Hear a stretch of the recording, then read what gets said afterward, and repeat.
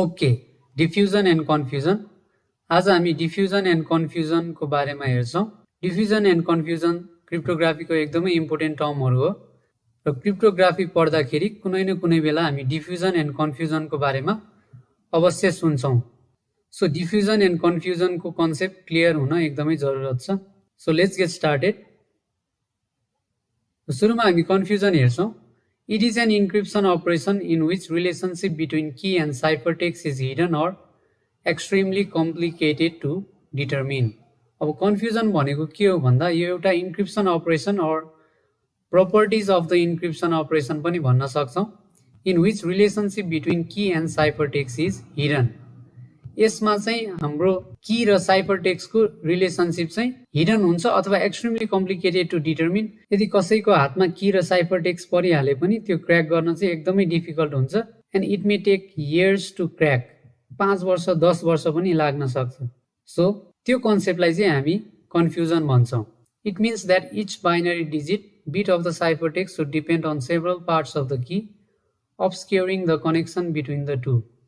अब यसले के भनेको भन्दाखेरि हाम्रो साइफर टेक्स्टको कुनै पनि बिट हामीले यदि चेन्ज गर्यौं भने त्यसको इफेक्ट चाहिँ सेभरल पार्ट्स अफ द कीमा देखिनु पर्छ। यदि त्यो इफेक्ट चाहिँ कीको कुनै सर्टेन पार्टमा मात्रै देखियो भने चाहिँ हाम्रो साइफर टेक्स्ट र कीको रिलेसनसिप इजिली पत्ता लाग्न सक्छ। तर यदि साइफर टेक्स्टको बिट हामीले म्यानिपुलेट गर्दाखेरि त्यसको इफेक्ट चाहिँ कीको सेभरल ठाउँमा देखियो भने चाहिँ हामीले रिलेसनसिप त्यो दुईटा बीचको रिलेसनसिप इजिली पत्ता लगाउन सक्दैनौँ। This property makes it difficult to find the key from the cipher text and if a single bit in a key is change the calculation of most or all of the bits in the cipher text will be affected. अब यो confusion प्रपर्टीले चाहिँ it makes difficult to find the key from cipher text. यदि ह्याकरको हातमा cipher text पुगिहाले तापनि त्यो cipher टेक्स्टबाट उसले चाहिँ की डिराइभ गर्न सक्दैन due to the confusion property.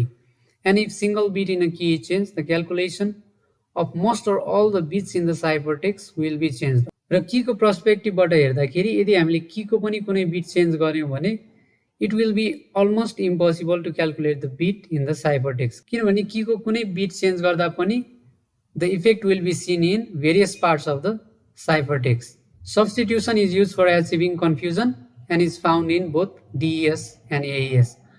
अब यो कन्फ्युजन भन्ने इन्क्रिप्सन प्रपर्टी एचिभ गर्नको लागि चाहिँ हामी सब्स्टिट्युसन मेथड युज गर्छौँ and that is found in both data encryption standard and advance encryption standard. यो DES र AES भनेको सिमेट्रिक इन्क्रिप्सन टेक्निकहरू हो।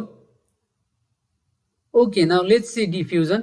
अब डिफ्युजन भनेको के भन्दाखेरि it is an encryption operation in which relationship between plain text and cipher text is hidden और एक्सट्रिमली कम्प्लिकेटेड टु डिटर्मिन। अब डिफ्युजन भनेको कस्तो प्रपर्टी हो भन्दा यहाँ चाहिँ रिलेसनसिप बिट्विन प्लेन टेक्स्ट र साइफर टेक्स्ट हिडन हुन्छ।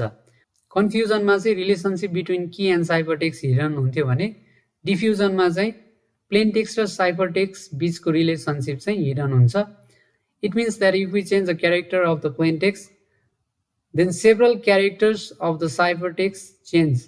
And similarly, if we change the character of the ciphertext, then several character of the plain text should change. अब यो कन्सेप्ट पनि त्यस्तै हो।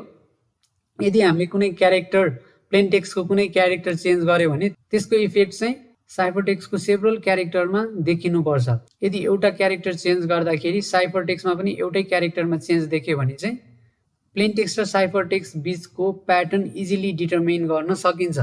तर प्लेन टेक्स्टको एउटा क्यारेक्टर चेन्ज गर्दा साइफर टेक्स्टको प्लेन टेक्स्टको एउटा क्यारेक्टर चेन्ज गर्दा साइफर टेक्स्टको थुप्रै क्यारेक्टरहरूमा चेन्ज देखियो भने चाहिँ त्यो दुईटा बीचको रिलेसनसिप पत्ता लगाउन गाह्रो हुन्छ। एन्ड भाइस वर्सा है। Similarly if we change the character of cipher text then several characters of the plain text should change. Cipher टेक्स्टको पनि कुनै क्यारेक्टर हामीले चेन्ज गर्दाखेरि त्यसको इफेक्ट चाहिँ several characters of the plain टेक्स्टमा देखिनु पर्छ अनि मात्रै डिफ्युजन प्रपर्टी एचिभ हुन सक्छ। The purpose of diffusion is to hide the statistical relationship between the cipher text and the plain text. The main purpose of diffusion भनेको चाहिँ के हो भन्दाखेरि साइफर टेक्स्ट र प्लेन टेक्स्ट बीचमा एक्जिस्ट हुने कुनै पनि स्ट्याटिस्टिकल रिलेसनसिपलाई चाहिँ हाइड गर्नु चाहिँ डिफ्युजनको पर्पस हो। यदि स्ट्याटिस्टिकल रिलेसनसिप चाहिँ इजिली डिटर्मिन गर्न सकिन्छ भने चाहिँ हाम्रो मेसेजको कन्फिडेन्सियालिटी इजिली लुज हुन्छ। For example, diffusion ensures that any pattern in the plain text such as redundant bits are not apparent in the cipher text. अब यसले के भनेको भन्दाखेरि डिफ्युजन प्रपर्टीले चाहिँ के इन्स्योर गर्छ भन्दा हाम्रो प्लेन टेक्स्टमा रिडन्डेन्ट बिट्सहरू पनि हुनसक्छ र त्यो रिडन्डेन्ट बिट्सको इफेक्ट चाहिँ साइफर टेक्स्टमा देखिँदैन, are not apparent in the cipher text भनेको छ। डिफ्युजन प्रपर्टीले चाहिँ त्यो रिडन्डेन्ट बिट्स जुन हाम्रो प्लेन टेक्स्टमा हुन्छ त्यसको प्याटर्न चाहिँ साइफर टेक्स्टमा हाइड गरिदिन्छ। त्यो भएको भएर चाहिँ साइफर टेक्स्ट र प्लेन टेक्स्ट बिचको कुनै पनि स्ट्याटिस्टिकल रिलेसनसिप पत्ता लगाउन एकदमै गाह्रो पर्छ। In substitution permutation network, diffusion is provided by permutation box. र यो परम्युटेसन बक्सेस चाहिँ हामीले डेटा इन्क्रिप्सन स्ट्यान्डर्ड DES मा पनि देख्न सक्छौँ। In this way we can achieve diffusion. Okay, thank you everyone, hope you have benefited